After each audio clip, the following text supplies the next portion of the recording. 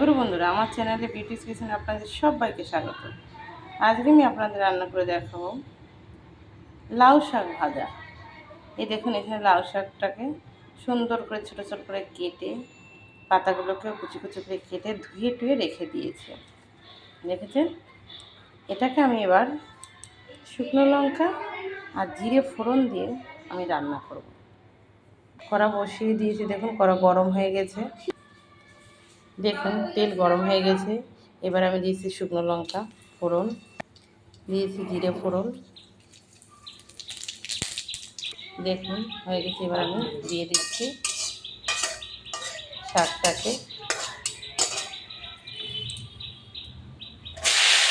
সব শাকগুলো এভাবেই দিয়ে দেবো।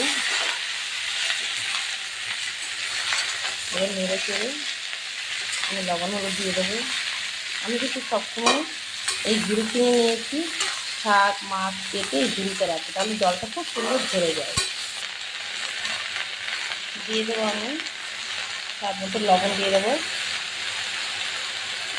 দিয়ে দেবো পরিমাণ মতো হলুদ। এবার নেড়ে চেড়ে আমি ঢেকে দেবো। আর এই যে লঙ্কা দেবো, দুটো কাঁচা লঙ্কা দিয়ে দেবো। দেখুন সেদ্ধ হয়ে আসছে, দেখেছেন কি সুন্দর। শাক একদম কমে গেছে। আমি দিয়ে দেবো একটু লঙ্কা চিড়ে।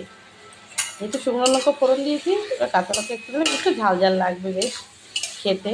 লাউ শাক কিন্তু তরকারি ভালো লাগে, আর লাউ শাক ভাজাও ভালো লাগে। তো আমি আজকে একটু ভাজা করলাম। আপনার দাদা এই ডাঁটাটা খেতে ভীষণ ভালোবাসে। তো আরেকটু ঢেকে দেবো আমি। দেখুন সিদ্ধ হয়ে গেছে। এবার আমি শাকটাকে নেড়ে চেড়ে, এর গায়ে একটা স্যাঁতসেঁতে ভাব জল থাকে, সেই জলটাকে টানিয়ে নেব, তারপরে নামিয়ে দেবো। হয়ে গেছে আমার শাক ভাজা। এবার দেখুন, এবার শাক ভাজাটাকে আমি নামিয়ে নেবো। ঠিক আছে? এটা কিন্তু একদম প্লেন, কোনো এর ভিতরে কিছু দিইনি, না রসুন না পেঁয়াজ, একদম প্লেন শাক ভাজা লঙ্কা জিরে ফোড়ন দিয়ে। তো এবার নামিয়ে নিচ্ছি আমি। দেখেছেন বন্ধুরা, লাউ শাকের কালারটা কী সুন্দর, একদম সবুজ রয়েছে। যখনই যে কোনো শাক ভাজবেন একটু হলুদটা কম দেবেন, তাহলে সবুজ কালারটা থাকবে আর একটু ঢাকতেও কম হবে। যে কোনো শাক যদি বেশি ঢাকা হয়, সবুজের ভাবটা কেটে যায়। তো কম ঢেকে এভাবে শাক ভাজবেন, তাহলে সবুজ কালারটা থাকবে, খেতেও স্বাদ হয় ভালো। আমার এই রেসিপিটা যদি ভালো লেগে থাকে, তাহলে please please like share comment করতে কিন্তু ভুল করবেন না, আর সাবস্ক্রাইবটা করে দেবেন।